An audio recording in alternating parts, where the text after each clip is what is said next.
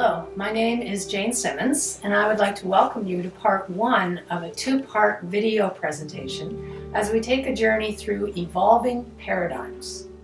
And during our time together, we will, in a sense, be stepping back in time as we explore cultural evolutionary paradigm shifts that have happened throughout history.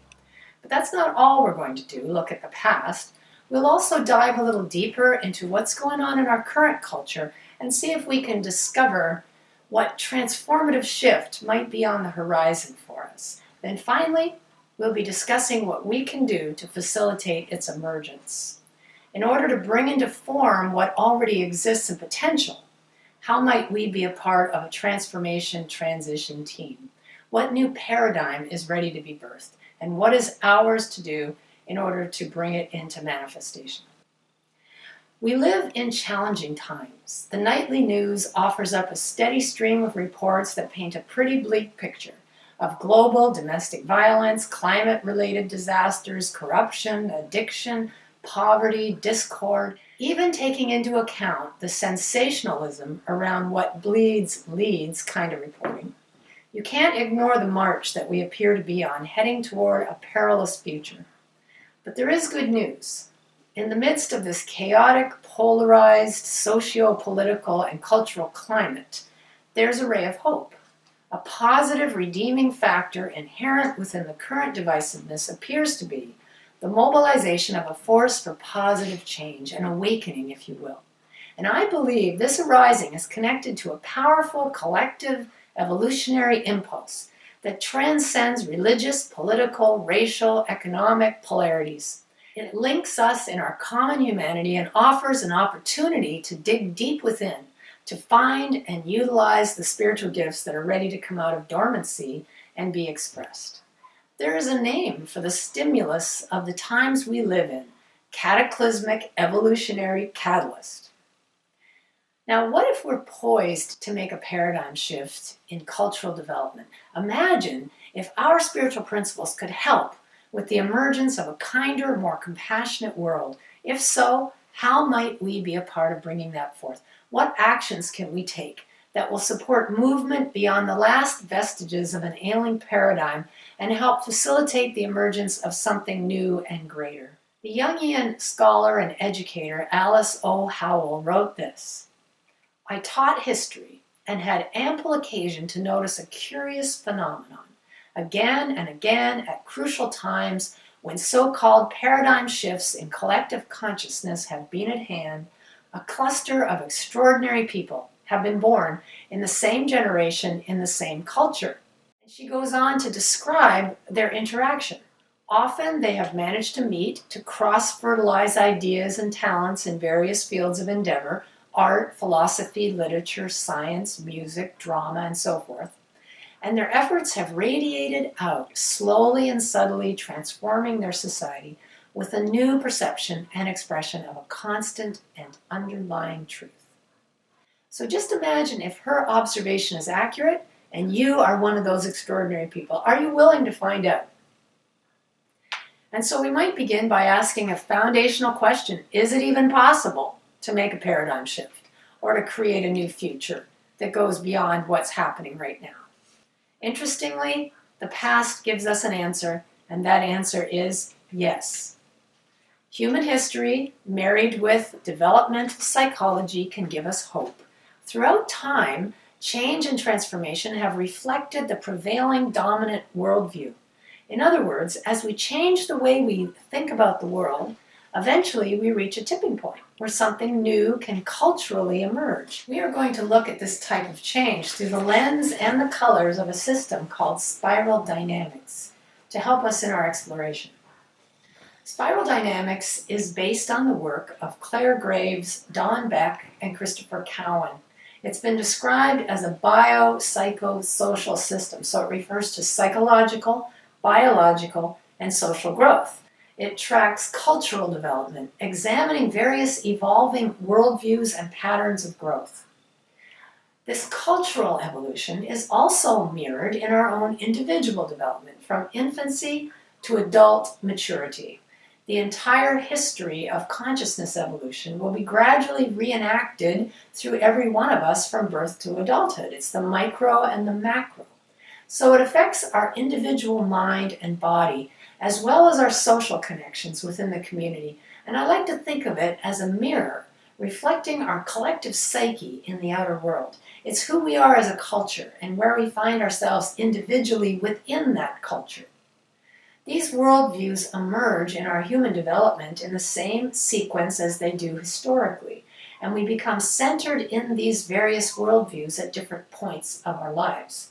This is a different kind of human intelligence that has to do with adaptation, the different ways of being that arise and emerge from an adaptive response to the current life conditions.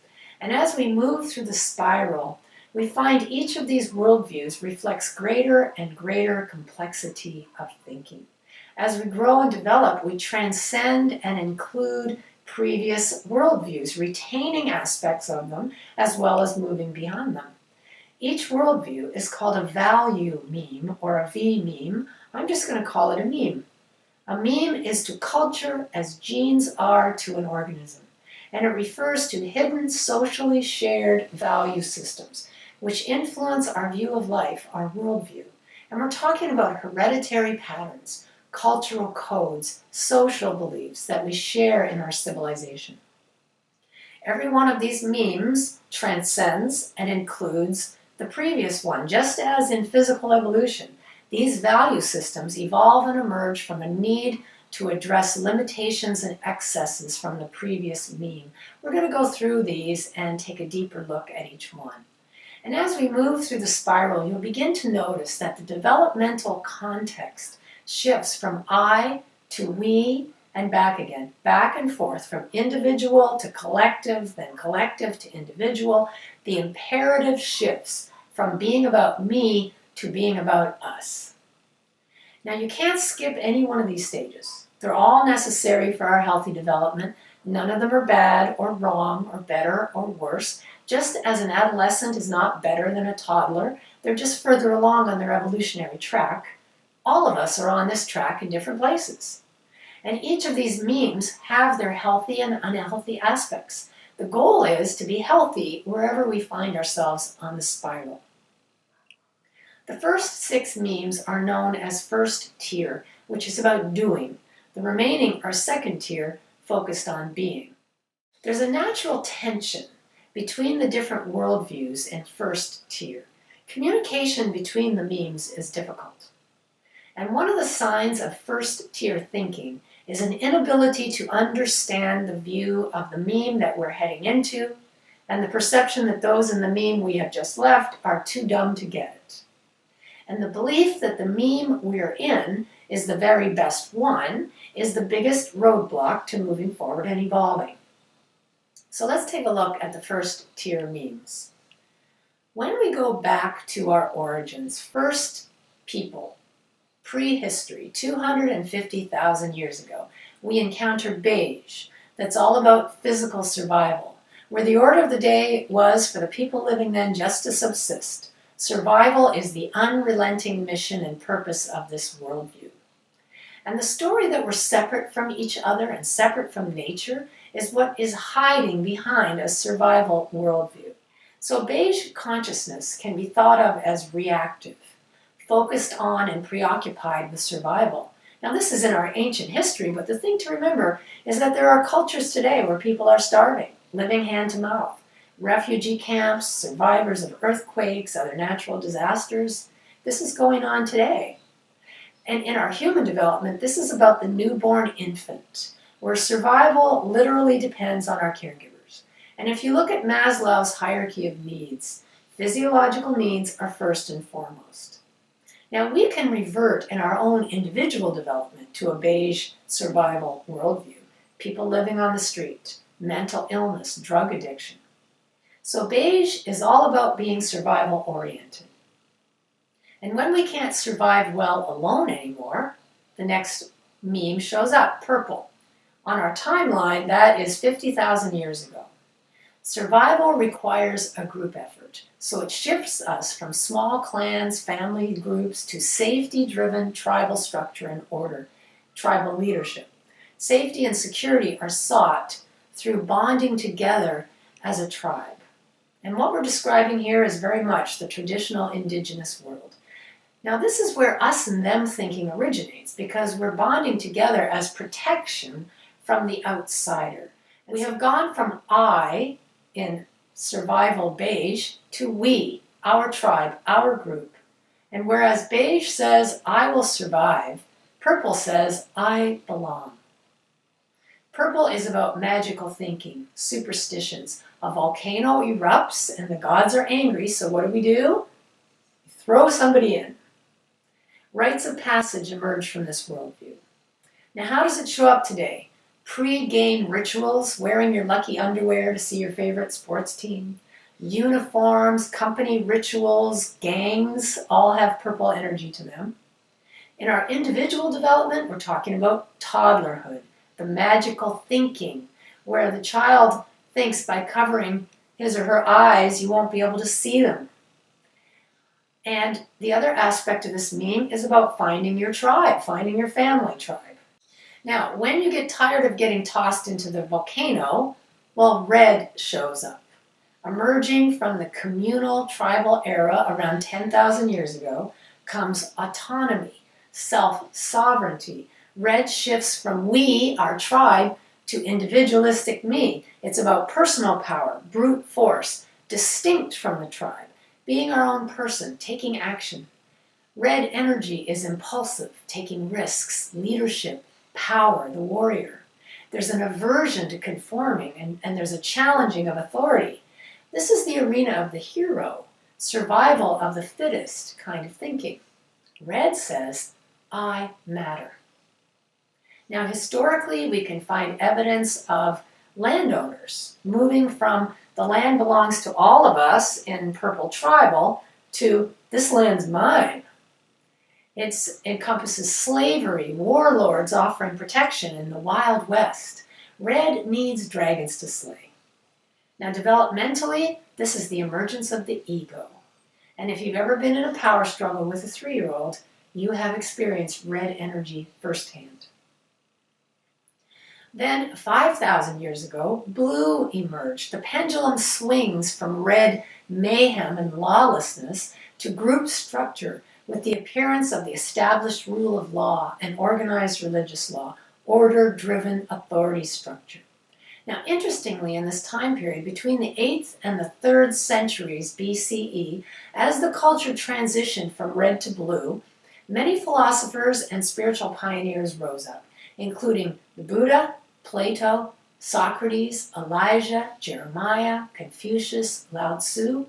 This time period was a time of great social change. It was known as the axial age.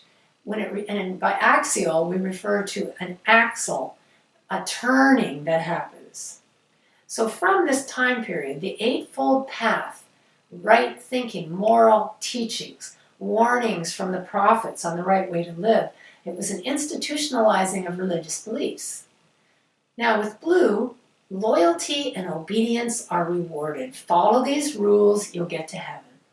And there's a strong belief that there is a right way to do it, and it turns out it's our way. There's a patriotic fervor, and we're bonded not to the tribe, but to a larger purpose, sacrificing for something noble. So how does it show up today? Well, blue is very conservative, very traditional. Banks, police, military, schools, and we're back to group consciousness. In blue, the us and them that showed up in purple becomes polarization. You're with us or you're against us. And if you're one of us, you're okay. But a different culture or religion, not so much. In our individual development, this is when we're learning the social norms, the rules of the culture.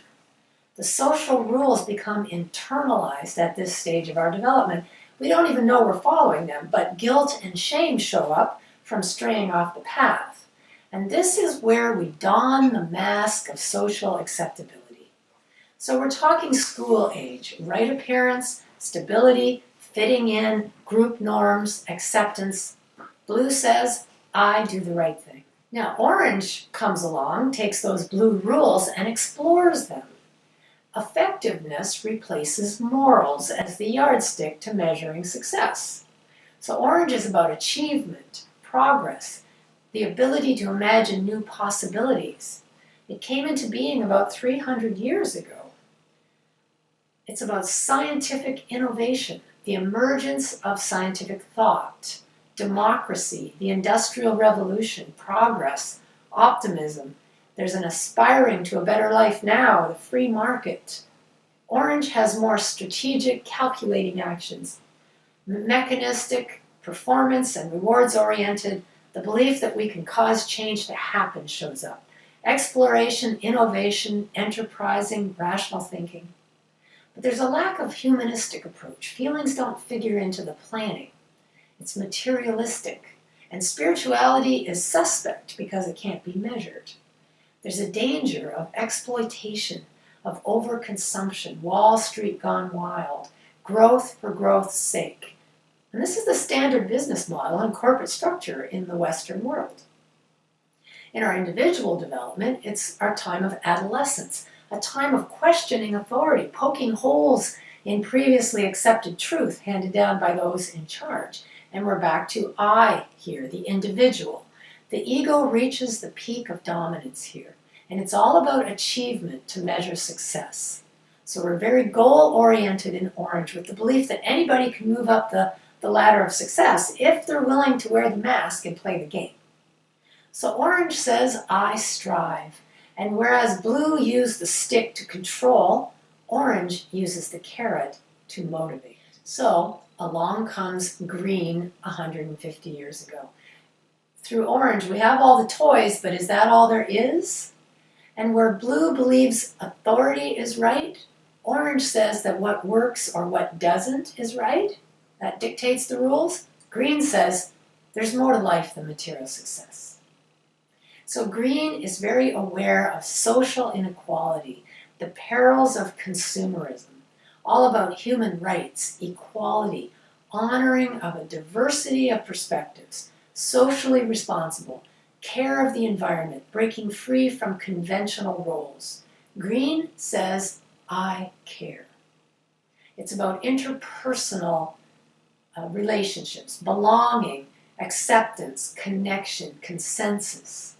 It's a social revolution, inviting heart and mind together with a sense of community and cooperation. Relationship is valued over outcomes. There's a sensitivity to feelings and empathy. It's all about human potential, focused on spiritual development. Does this sound familiar? A huge proportion of people involved with New Thought are centered in green. Our movement is very, very green. And while orange is top-down management, green is bottom-up, servant leader. Let's get everybody's point of view. There's definitely a discomfort in green with hierarchy of any kind. Everybody has a voice. And we're back to we. This is group dynamic again. Sound great? Well, there's just one problem. Although it's very idealistic, it doesn't work too well in practice. Green is powerful as a paradigm for breaking down old structures. Not so good at formulating practical alternatives. We're so busy processing, we don't get anything done. And so we run into problems with this kind of an organizational structure. What can arise are things like triangulation. Person A goes to person B to talk about person C instead of directly. That's one thing that can happen. Then there's the behind-the-scenes power grabs. In green, there's a lot of fear around rejection, disapproval. We don't want to ruffle anybody's feathers. We don't want to exclude anyone, politically correct to a fault. And we just want everybody to be happy and feel affirmed. But unfortunately, all of that affirmation can lead to narcissism. Ken Wilber has dubbed the unhealthy aspects of green as boomeritis. And the biggest problem is the belief that the green meme is the best one. Of course it is. Anybody can see how great green is. And as I mentioned, that belief is the biggest deterrent to transformation. Now, green and orange have sort of a mutual contempt, almost an allergy to each other. Orange looks at green like, oh, you liberal snowflakes. Green looks at orange like, you corporate corruption, you're destroying the earth. I'm here to tell you that we need both. Without orange, green dies on the vine. Without green, orange lacks heart. And when it comes to organizational structure, red is the wolf pack, blue is the army, orange is the machine, green is the family. And a reminder, there's nothing better or worse about any of these memes, just as an adolescent is not better than a toddler. An adolescent can do more, but neither one is wrong or bad where they are in their development. In fact, we all wear all of these worldview glasses. I mean, do you recognize yourself anywhere in there? An attachment to a viewpoint is the greatest deterrent to emergence of a new way of being. As we move through the various memes, we transcend and include the previous one, so we can find a little bit of each of these within us. And we may be centered in blue in our home life, and orange in our workplace, and green in our spiritual community. And if we find that we have an aversion or an allergy to an element of an earlier meme, it means we have not completely integrated it or included it. Let's move to second tier, the being levels. The hallmark of second tier is an ability to understand and appreciate the healthy and necessary aspects that emerge in each of the first tier memes, while still accurately seeing the unhealthy and dangerous potential in each one. It's also the ability to communicate with anyone on the spiral, regardless of where they're centered. Now, we currently have no cultures centered in second tier, although there are some individuals demonstrating yellow and turquoise dynamics. And before we go on to describing the first couple of memes in second tier, let's recap first tier. Beige, 250,000 years ago, survival. Purple, 50,000 years ago, tribal. Red, 10,000 years ago, warrior, rugged individual. Blue, 5,000 years ago, rule of law, traditional. Orange, 300 years ago, modern, science, facts and logic. Green, 150 years ago, postmodern, feelings, experience, inclusivity, connection. What do you notice about the time frame between meme changes? It's getting exponentially shorter, and that is the exciting news for us. And so let's move on to yellow, global awareness. The seeds started to be sown for the emergence of this meme around 50 years ago. It's about survival again, only this time on a whole system, global level. It's about creating entirely new systems, new institutional relationships. Yellow is non-linear, flexible, able to move with the flow of life. There's a wider, more diverse perspective. People centered in yellow can work with more complex, interconnected systems. My two young grandsons have an innate ability that showed up in their toddler years of how to navigate technology that still baffles me, almost like it's part of their wiring. With yellow comes the ability to communicate with others, no matter where they are on the spiral. It's a more holistic view of reality, and we can look back and see all the previous worldviews as all necessary, all developmentally nested, unfolding in an evolutionary dance. Each one merits care and respect. People centered in yellow are comfortable with paradox. There's a sense of the interconnectedness of life and systemic approach to problem solving, integral theory. And there are signs that it's beginning to show up. If you look at global communication, the internet, multinational corporations, Google Hangout with my grandkids, systems are in place for this global perspective. Our human development is not quite there yet, but it's on its way. It's estimated that 5% of the population is now centered in yellow. We need it to be 10% to create a tipping point. So turquoise began to show up 30 years ago. This is the integral, whole view, holistic viewpoint, committed to awakening. There's a consciousness shift, a universal awareness, a deep experiential knowing of oneness. Life is joyous, expansive, playful, mystical. People with turquoise consciousness seem to radiate a quality of presence that mystifies people who aren't centered there yet. and they model centeredness and connectedness that brings with it a quality of inner peace, yet they're also capable of great passion. It's about transpersonal awareness. And some of our modern day mystics have this consciousness. Byron Katie, Eckhart Tolle. It comes from having an experience of oneness that opens your eyes to reality. And there's not a lot known about what is beyond this, although I've heard it called a super-integral worldview, living life in conscious, interconnected unity. As more and more people attain that consciousness, we'll hear more about it. So stay tuned. Now, we don't want to oversimplify here or boil down humanity into categories. It's not about levels of people. It's about levels of consciousness that are available to all people to function from. So we don't want to pigeonhole people, because that's what we tend to do. Well, that person is stuck in red, the warrior, or blue fundamentalist, or orange corporate lobbyist, and we can so easily characterize or label the other. So what we want to do, though, is to apply it to ourselves and have compassion for everyone on the spiral, wherever they find themselves. So, can we agree to stay away from labeling, including ourselves?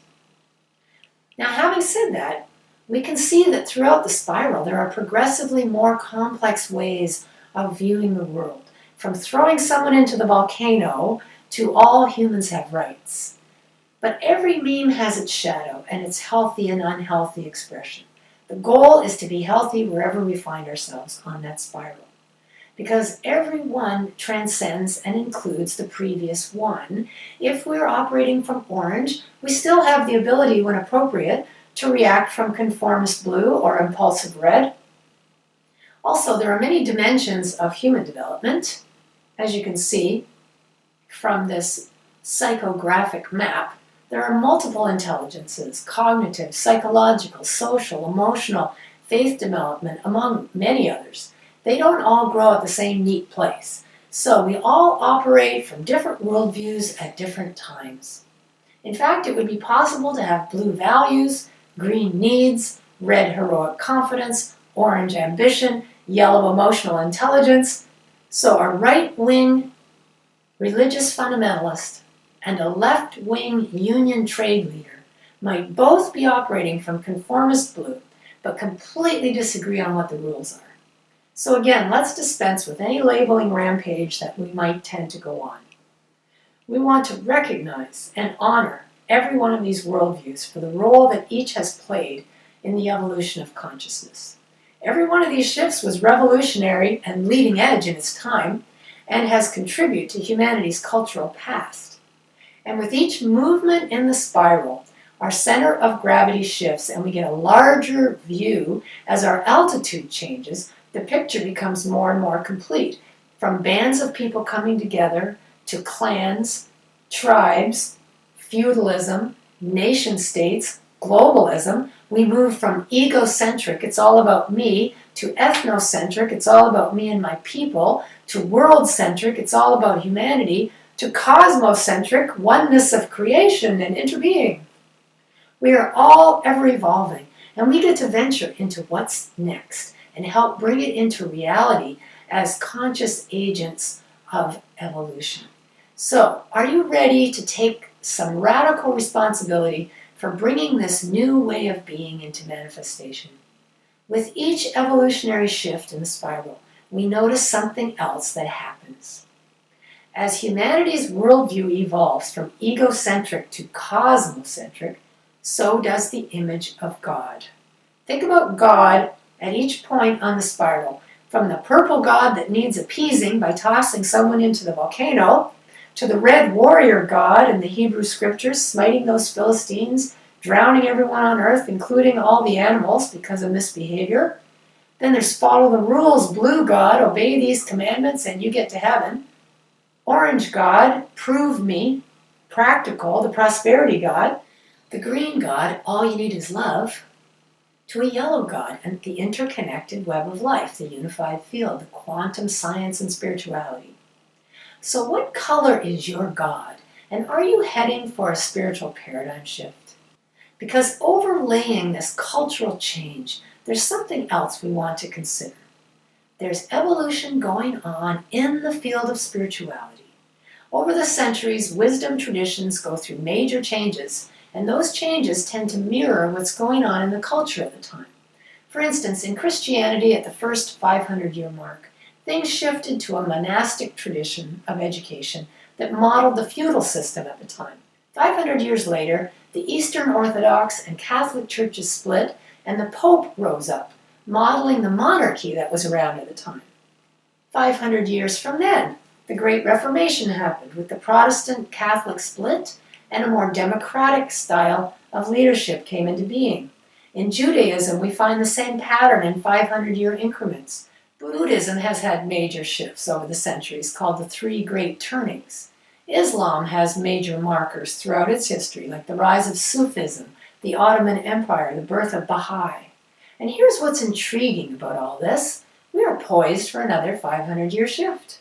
We're talking about cultural change plus spiritual transformation. And what does that mean for us? It means it is time, and we are the ones we've been waiting for.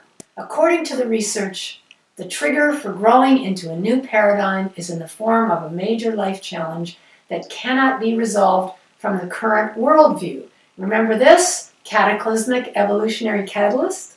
With seemingly ever-increasing divisiveness in our political, social, economic scenes, are we being called to find peace within ourselves and share it with the world? What is the new paradigm of New Thought spirituality that's ready to emerge? Just imagine if it is about midwifing the evolutionary process while hospicing the dying paradigm. Can you imagine that? What if it is about facilitating the spiritual journey through growing up and through waking up?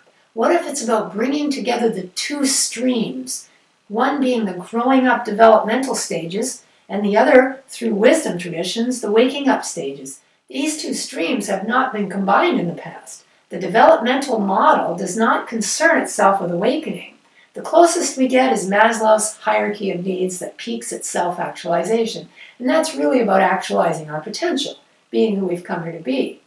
On the other hand, the wisdom traditions have taught methods of meditation, mindfulness, contemplation that lead to an experience of awakening, but have not considered how development might play into that. For instance, say someone had a near-death experience. Centered in purple, that person might come back with stories of magic. They might begin using crystals and studying shamanism. Someone at red might decide that he or she is the Messiah and start their own following. Someone at blue might say, I saw Jesus.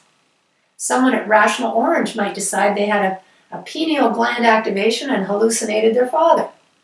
A person centered in green might talk about the love and the oneness they experienced, all having an awakening and all interpreting it according to their own perspective.